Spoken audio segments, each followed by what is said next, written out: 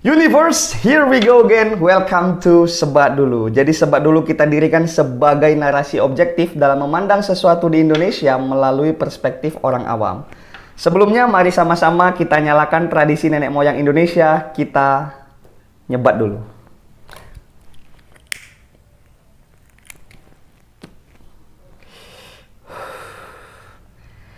Baik.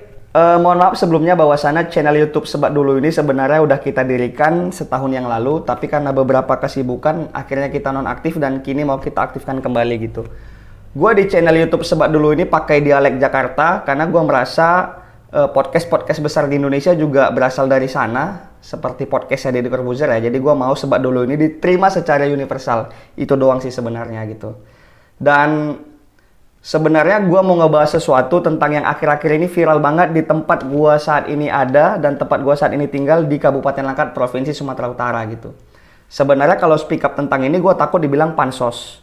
Gue takut dibilang penjilat gitu ya, karena ada beberapa hal yang nantinya akan gue luruskan gitu. Karena banyak banget teman-teman yang bertanya dari luar daerah, bahkan dari luar Provinsi Sumatera Utara tentang keabsahan berita ini gitu. Yang pertama tentunya tentang operasi tangkap tangan yang dilakukan oleh KPK kepada Bupati nonaktif Bapak Terbit Rencana Perangin-Angin gitu ya. Nah, sebelumnya kita apresiasi dengan KPK, kita mendukung proses hukum yang berlaku dan tetap percaya bahwa KPK atau Komisi Pemberantasan Korupsi adalah lembaga yang masih konsisten berada di jalurnya dalam pemberantasan korupsi tanpa pandang bulu gitu. Mungkin itu cukup karena yang gua mau bahas di sini adalah tentang Bupati Langkat yang katanya melakukan praktek perbudakan modern gitu. Karena ditemukan adanya kerangkeng manusia di belakang rumah Pak Bupati yang katanya digunakan untuk mengeksploitasi para pekerja di kebun kelapa sawit Bapak Terbit Rencana Perangin-Angin.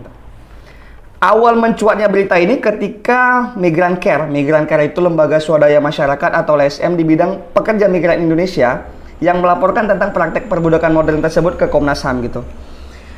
Ada banyak hal yang menurut gua janggal ya dari beberapa paparan yang disampaikan oleh Mbak Anis gitu, Mbak Anis Hidayah selaku Direktur Pusat Studi Migrasi Migran Care itu sendiri gitu. Dalam paparannya ini gua kutip dari liputan6.com. Beliau bilang para pekerja di kebun kelapa sawitnya sering menerima penyiksaan, dipukuli sampai lebam-lebam dan sebagian mengalami luka-luka, beber Anis. Anis menjelaskan, para pekerja tersebut dipekerjakan di kebun kelapa sawitnya selama 10 jam, dari jam 8 pagi sampai jam 6 sore. Setelah mereka bekerja, dimasukkan ke dalam kerangkeng atau sel dan tak punya akses kemana-mana. Setiap hari mereka hanya diberi makan 2 kali sehari dan selama bekerja mereka tidak pernah menerima gaji. Atas itu, Migran Care meminta kepada Komnas HAM untuk membawa kasus ini ke Komnas HAM dan meminta kasus diusut hingga tuntas karena diduga kuat menjadi praktek perbudakan modern gitu. Sebenarnya pertanyaan gue sederhana gitu. Sebelum melaporkan ini ke Komnas HAM, apakah Migran Care sebelumnya sudah pernah cek langsung ke lokasi? Atau menyaksikan dengan mata kepala sendiri? Atau hanya mendengar dari laporan seseorang disertai bukti foto-foto lalu viral karena diliput sama media-media nasional gitu. Karena begini ya, ketika ini dicek oleh kepolisian, bahkan saat ini Bapak Irjen Panca Panjaitan ngeluarin statement nih, yang gua kutip dari fifa.co.id. Beliau bilang, memang ada temuan kerangkeng manusia di kediaman Bupati Langkat nonaktif, dan beliau sudah melihat langsung pada saat tim KPK menggeledah rumah Bupati Langkat. Kata Pak Kapolda, kerangkeng di belakang rumah pribadi Bupati Langkat itu berisi 3-4 orang. Namun, ia membantah kerangkeng tersebut terkait dengan perbudakan manusia. Pak Kapolda membantah bahwa tempat tersebut merupakan tempat perbudakan modern gitu ya. Setelah kita lakukan penyelidikan, itu tempat rehabilitasi secara pribadi. Sudah berlangsung selama 10 tahun. Kalau teman-teman melihat itu, ada pengguna narkoba yang masuk 2 hari atau malamnya sebelum penggeledahan. Yang lain sedang bekerja di ladang. Itu yang gua kutip dari fifa.co.id yang disampaikan oleh Bapak Kapolda Sumut. Nah, sekarang kita bahas ya. Pertama yang gua mau sampaikan gini. Kalaulah misalnya itu tidak terbukti sebagaimana yang disampaikan oleh Migran Care, apakah itu namanya bukan pencemaran nama baik gitu? Karena gue harus jelasin dulu nih. Langkat ini terbagi 3 bagian. Ada Langkat Hulu, Langkat Hilir, dan Teluk Haru.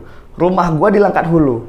Tempat yang sama atau kawasan yang sama dengan kediaman Bapak Terbit Rencana Perangin-Angin gitu. Sebenarnya tempat rehabilitasi ini gue juga udah tahu lama gitu. Sudah dibangun 10 tahun, bahkan sebelum Pak Terbit Rencana Perangin-Angin jadi Bupati Langkat. Bahkan sebelum beliau menjabat sebagai Ketua DPR. Karena karir politik beliau menjadi Ketua DPRD lalu menjadi Bupati gitu. Nah, sudah 10 tahun. Artinya sekitar tahun 2010 atau 2012 tempat ini udah dibangun oleh beliau gitu. Dan yang gue tahu nih, setahu gue ya, tempat itu kalau ada orang yang menggunakan atau penyalahgunaan narkoba datang ke situ, itu gratis.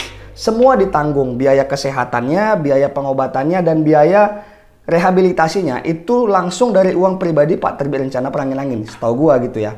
Bahkan dalam satu wawancara, beliau juga sampaikan bahwa apa yang beliau makan dan keluarganya sama dengan orang-orang yang ada di tempat pembinaan tersebut makan juga gitu. Nah, dan sebenarnya kerangkeng ini itu udah pernah muncul di videonya Ibu Tiorita Rencana Perangin-Angin atau istri dari Pak Terbit Rencana Perangin-Angin itu sendiri. Logikanya begini gitu. Kalaulah misalnya kerangkeng itu merupakan tempat eksploitasi, kenapa pernah disorot dalam video Bu Tiorita Rencana Perangin-Angin gitu. Mungkin teman-teman nanti bisa dicek di akun YouTube Ibu Tiorita Rencana Perangin-Angin ketika beliau menjelaskan tentang pembinaan narkotika yang ada di rumah beliau gitu. Nah, yang gua tahu ya memang orang-orang di situ juga ikut bekerja. Ada yang ke ladang, ada yang di pabrik kelapa sawit beliau gitu. Dan mereka digaji. Setahu gua mereka digaji, mereka dipekerjakan untuk mengisi waktu luang di panti pembinaan tersebut. Jadi kira-kira seperti itu gitu. Jadi jangan langsung ini dijustifikasi bahwasanya tempat tersebut merupakan tempat perbudakan gitu. Nah, itu yang harus sama-sama kita pahami sih. Itu yang mau gue luruskan dalam video gue kali ini gitu ya. Yang gue takut gini, tempat ini kan 10 tahun sudah dibangun sama Pak Terbit Rencana Perangin-Angin dan keluarga. Artinya sudah banyak juga gitu orang-orang yang sembuh dari penyalahgunaan narkotika. Yang gue takutkan, kalaulah orang yang berbuat baik selama bertahun-tahun pada akhirnya dicap buruk, gue takut nanti orang baik nggak mau lagi berbuat baik. Kira-kira seperti itu sih inti video ini gitu. Dan yang gue tahu memang bahwasanya Pak Terbit Rencana Perangin-Angin ini orang yang selalu konsisten dalam memberantas narkotika di wilayah hukum Kabupaten Langkat. Jadi gue takut bahwa berita ini hanya untuk menggiring opini beliau bahwasanya merusak citra dan pribadi beliau gitu. Nah, kita fair, kita harus sebagai manusia, gue rasa kita harus fair. Kalau memang salah, kita katakan salah. Tapi kalau misalnya kita tidak tahu kebenarannya, alangkah lebih baik kita jangan justifikasi dulu. Kita cari informasi lebih dalam. Atau mungkin suatu saat gue akan bawa mantan alumni-alumni itu yang pernah dibina di sana. Gue akan jadiin tamu undangan. Dan mungkin bisa gue tanya gitu. Karena setahu gue, orang tua yang anaknya melakukan penyalahgunaan narkotika dan dibina di tempat rehabilitasi tersebut, itu semua gratis men. Gratis, nggak bayar, dan semua ditanggung oleh Pak Terbit Rencana Perangin-Angin. Dari mulai biaya kesehatannya, juga makannya, dan segala macam gitu. Dan itu dipekerjakan juga dan digaji. Nah, dan ketika orang tua yang mau memasukkan anaknya yang terkait penyalahgunaan narkotika ke situ, itu pakai surat. Setahu gue pakai surat kesediaan orang tua dan ditandatangani oleh kepala desa gitu. Dan itu juga sudah bekerja sama dengan Puskesmas dan Dinas Kesehatan Kabupaten Langkat. Nah, jadi teman-teman mungkin itu bisa menjawab pertanyaan dari beberapa orang yang bertanya langsung ke gua ya. Alangkah baiknya memang kita cari dulu informasinya, jangan menelan mentah-mentah dari media, karena yang gue tahu sih begini, belum tentu media besar itu benar dalam pemberitaannya gitu. Nah, artinya media juga jangan terlalu menggiring opini ini, karena bisa menyebabkan Langkat yang tidak kondusif kembali gitu. Kita berharap Kabupaten Langkat bersih dari narkotika, kita berharap banyak orang-orang baik terus yang berbuat untuk Kabupaten Langkat ini. Dan kita berharap orang-orang tidak lagi menjustifikasi seseorang tanpa tahu, tidak menghakimi seseorang tanpa tahu, dan langkah terus kondusif. Untuk itu ya, gue berharap ya, Langkat ini tentunya menjadi kabupaten yang bersih lah dari narkotika. Dan orang-orang baik terus tumbuh di tanah Langkat tercinta. Mungkin demikian, terima kasih. Assalamualaikum warahmatullahi wabarakatuh.